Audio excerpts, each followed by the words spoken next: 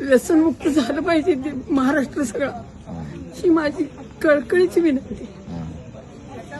पोरांनो जरा लक्ष द्या.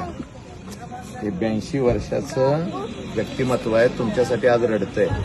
अजून लेकरांची लग्न नाही झाली तरी तुम्ही व्यसन करता, आत्महत्या करता, म्हणून ही आजी रडते.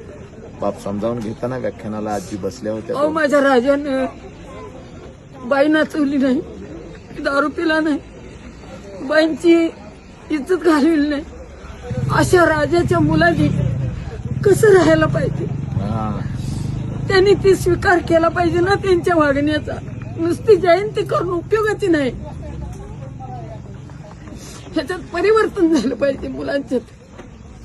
काय बोलू, काय घ्यायचं हे तुम्ही ठरवायचं. आता राजांची जयंती कशी करायची साजरी, जयंती करायची तर त्यांच्या वचनावर हात मारायचा.